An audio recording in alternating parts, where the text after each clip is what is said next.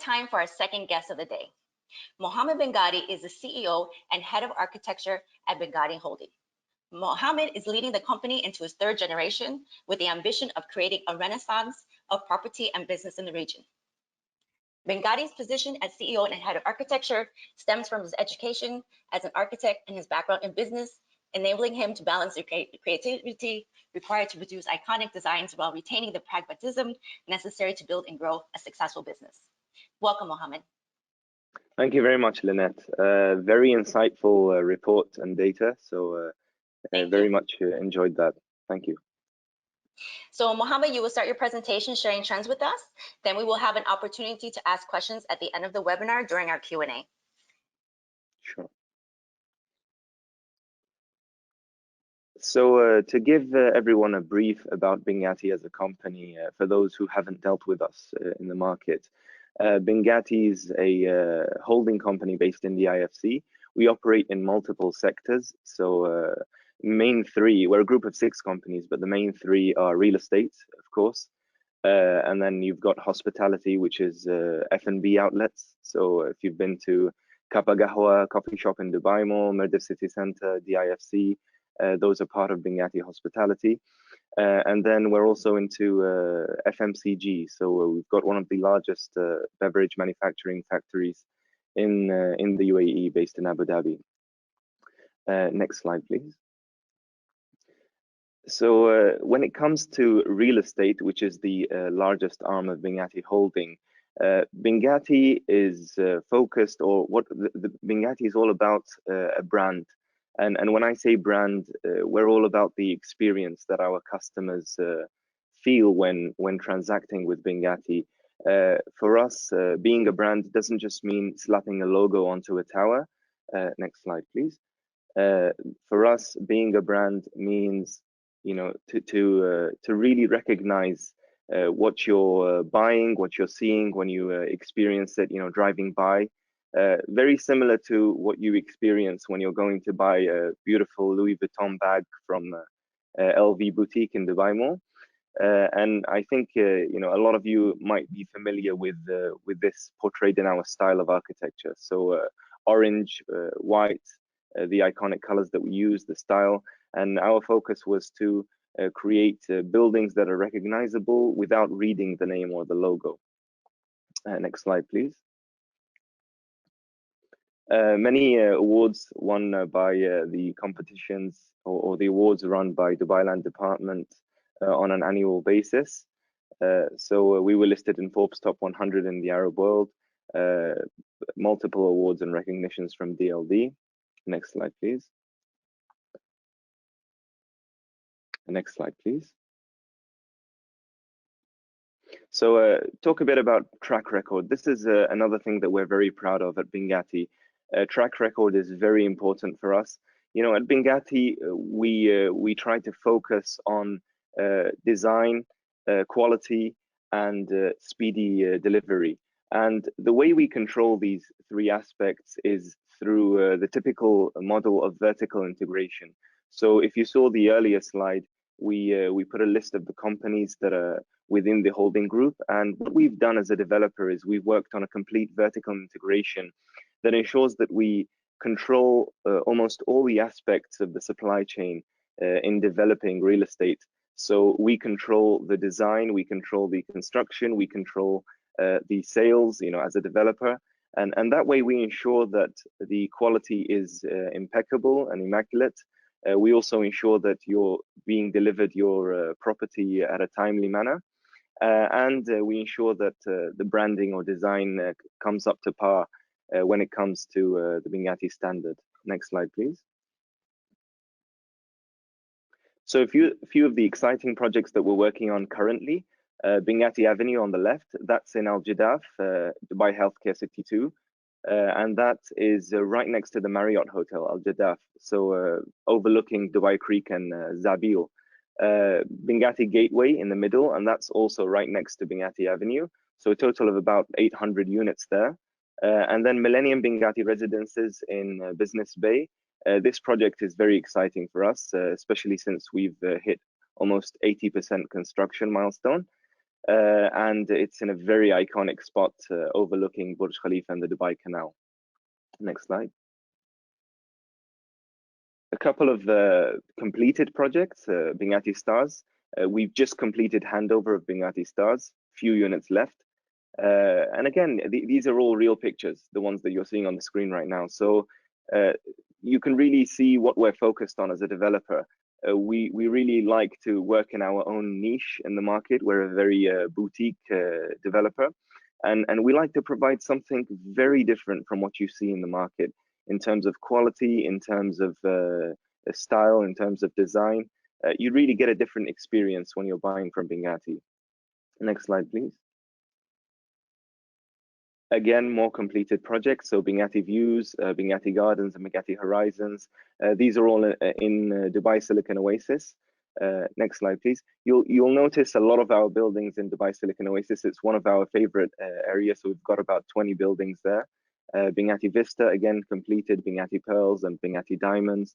And one thing we pride ourselves to in BinGhatti is ever since our inception, we were always focused on institutional sales. So we have very high-profile clients, and we tend to sell almost 40% of our portfolio as institutional sales to investment banks, to REITs, to investment funds. So our product is very high quality, and it's always aimed to very high quality clients. Next slide. Again, more of completed projects, and you can see the design, the iconic design. You can think of it as, you know, a very similar strategy to Mercedes, Lamborghini, Ferrari. They all look similar in a way, but they're all different in their aspects or in their specific qualities as buildings, and that's the logic or rationale that we follow behind our branding at BinGhatti. Next slide, please. Again, more completed projects. BinGhatti Jewels, this one is in Liwan, outside Dubai Silicon Oasis. BinGhatti Court in JVC. So as a developer, we're focused on the mid-market segment, which personally I think is doing better at the moment, considering the crisis. I think a lot of people in the market now are looking for the next best alternative based on market economics. So I think mid-market property will be doing much better than it did over the previous years. Next slide. Again, more projects that are ongoing. The two on the right, so BinGhatti West and BinGhatti East, exciting news for us. These were handed over just last week in Dubai Land Residence Complex. BinGhatti Platinum, the one on the left, that's progressing at full speed and scheduled for handover in about 3 to 4 months from now. That's in Dubai Silicon Oasis. Next slide, please. Just to show you a bit of the work we've been doing in our other subsidiaries. So BinGhatti Beverages, that's the factory we mentioned earlier, based in Abu Dhabi. We serve a lot of supermarkets across the UAE, Carrefour, Lulu, you name it, with beverages, milk, juice. And BinGhatti Industries, as we talked earlier about vertical integration. So even the aluminium, the joinery, all the aspects that we require in our fit outs and our towers, they're done in-house. We do them, we make sure they're up to the quality level that is adequate and are delivered on time. Next slide, please. Some of the upcoming exciting projects that we're working on. So BinGhatti Gate in JVC, BinGhatti Point, that's in Dubai Silicon Oasis. And I'll come to BinGhatti Point towards the end of the presentation. Exciting news, we're planning on launching that this week, hopefully. So just before Eid, we'll be communicating with brokers, and then hopefully after Eid is the official launch for us. And we've got very exciting news about that project in terms of price points, in terms of offerings, in terms of the project itself, where it stands today, in terms of construction milestone. BinGhatti Mirage and BinGhatti Gems, again, JVC upcoming portfolio. Next slide, please. So moving on from BinGhatti and talking about a little bit about macroeconomics and the market itself, what do we expect in terms of macroeconomics? And I think this part of the presentation is very important for all of us, as a developer, as a broker, as an investor. I think it's part of our responsibility to educate clients when pitching or when selling. And I think there's a very nice data that we can share with our clients. So next slide, please. So there are three types of recession. Next slide, please. Generally, there are three types of recession that can occur, at any given time within history. There's either a real recession. Next slide, please. So in a real recession, you've got severe demand and supply shocks caused by natural disasters or other causes of force majeure. Next, please. You've got a policy recession. Next. And then next slide, please. You've got a financial recession. So these are the three general types of recessions that you can have occur in any financial economy. Next slide. So for us, in the current situation, COVID-19. But by the way, these reports were shared to me. I think it's worth giving a shout out to Richard Abar from Devmark. Very useful slides. The COVID-19 crisis. What type of recession is that? That's definitely a real crisis. That's a real recession. It's hit everywhere. It's hit multiple sectors, and a lot of us are asking right now, what is the likely recovery path? So on the next slide, we'll see the three possible scenarios of recovery path, considering the current scenario or the current recession. There's a V scenario, and that's where growth immediately rebounds and prices rebound, and growth absorbs the shock and continues growing to a rapid recovery. Next slide. There's a U scenario where growth resumes after the initial shock, but there might be a little bit of permanent loss of output as we recover. And then the third scenario is the L scenario, where there's actual structural damage to the economy. So something's broken on the supply side, labor, market productivity, you name it, and the recovery will be in an L shape. Now, I'd like to look at a few case studies, or share with you a few case studies of historical pandemics that have occurred historically and how their recovery paths have been. Next slide. So if you look at almost all case studies we have on the screen, Hong Kong, the SARS crisis, you have the Spanish flu crisis in 1918. You can see the recovery paths in the pink line on the graphs, and almost all of them share a very similar correlation of a V-shaped recovery curve. So I think it's very important for us, in this crisis to look at historical case studies and extrapolate predictions on the future. So I'm very optimistic. I know that the crisis is very vituperative at the moment, but I'm very optimistic of the future, considering historical case studies. Next slide, please. Again, the most affected sectors, if we look at the most affected sectors, considering we're in the real estate sector, most affected, of course, was tourism and hospitality, followed by aviation, airlines. We've seen multiple news reports about those two sectors being hit the hardest, and then followed by oil and gas, automotive and consumer products, and consumer electronics, etc. So this sort of gives you an overview of the most affected sectors. And if we move to the next slide, there's a very interesting heat map shared by Moody, and this heat map shows you the most exposed sectors to the crisis, most hit sectors.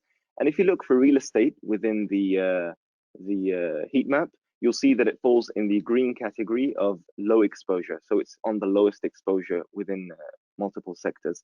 So I think there's a lot of room for optimism for us in the real estate sector at the moment, considering the crisis.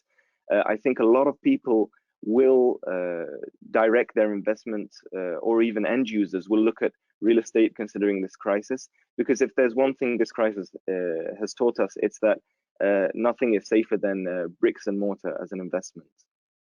Next slide, please. A very interesting thing that I'd like to share with you based on a lot of conversations I was having yesterday with colleagues in the industry. So we heard about the news in Saudi. The Saudi government legislated a hike in the VAT rate from 5% all the way to 15%. They also suspended cost of living allowances. So what does that mean for us in the UAE? A lot of people were worried, and I had a lot of WhatsApps coming in about this. And you know, to my joy, and as I expected, the UAE made an official statement yesterday that they were not to follow the Saudi strategy, so they're not going to hike the VAT rates and follow the Saudi move. And that means multiple predictions, in my opinion. One is that a lot of we could possibly see a lot of Saudi investors, you know, influx from liquidity coming in from Saudi, and it also means that there will be less competition in the tourism sector. You know, we saw recently that, you know, with what was going on with the Riyadh festivals and all of that, there was a strategy of retaining local expenditure in Saudi Arabia, and with that being halted from the announcements of yesterday in Saudi, I think that a lot of tourism is going to come back to Dubai post the COVID crisis, hopefully. Next slide. So exciting news for BinGhatti Point, the project we mentioned earlier. That's a project which we will be launching this week, hopefully. Now, what's special, the very unique selling point about this project is prices. We were very aware of the crisis and the difficulties that investors are facing at the moment. So historically at BinGhatti, these are the lowest prices we'll be providing in the market. I don't think we'll be doing this ever again. It's almost like a move from BinGhatti to support buyers and brokers in the market and to be pragmatic about the situation. So for us, BinGhatti Point 1-bedrooms, we'll be having 1-bedrooms at around 495,000 dirhams and 2-bedrooms at around 695,000 dirhams. So we're almost packaging it like buy a 1-bedroom for the price of a studio and buy a 2-bedroom for the price of a 1-bedroom during this crisis. Next slide. Again, as I mentioned earlier, another very important unique selling point of this project that we're going to be launching is that it's already up and running. It's already at 80% completion. So you're talking about months rather than years to be getting your keys in terms of handover. And we've tried to balance out price, payment plan, and handover time. Next slide, please. So more pictures from the site taken recently. Next slide. And yeah, for inquiries, you know, brokers interested to partner with us on selling this project, anyone else interested in investing, you've got the information on the screen. More than happy to cater to your inquiries. And as mentioned, we're working on the soft launch now. Official launch is going to be after Eid. So the earlier you come in, hopefully you'll be able to reserve the prime stock. Thank you very much. Thank you, Mohammed, for the presentation. Amazing insights there, and congrats on a new launch. I think the price point is amazing, and the fact that it's 80% complete. So like you said, it's not a matter of years, but months. I think that that's something that will bring a lot of positive sentiment into the market during this time. So I'm looking forward for it. We have a ton of questions for you, Mohammed, so I just want to start asking them right now. Sure. What is BinGhatti focusing on during this time? Well, for BinGhatti at the time being, the forefront of our priorities is delivery. If you pass by any BinGhatti site at the moment, ongoing sites, construction is progressing. We haven't stopped any site. So for us, delivery is very important. We're also focused on maintaining our quality, maintaining our our product as BinGhatti. And that's pretty much what we're focused on. The new launches, as mentioned, we're focused on providing more suitable product considering the crisis, being relevant and dynamic and adapting to market trends. So that's what we aimed for in BinGhatti Point. That's amazing, because that's what all of us had to do. We had to extremely quickly adapt and become extremely agile. And it's great to see that BinGhatti is doing this as well, which leads me to my next question. How are you going to adapt post-crisis as a company? I think it's very important, regardless which sector you're working in or whatever your business model is to continuously adapt. And one thing we pride ourselves to at BinGhatti is we're a family business. We're all about agility. We're taking decisions in different directions on a daily basis. And I think in times like the COVID-19 crisis, that's absolutely imperative. So for us, our focus is on how can we work on reducing our cost as running the business. We're also focusing on how can we provide more suitable product for the market, working on unit sizes to provide more relevant ticket sizes for the market. I think that's a very important factor for all developers in the market right now.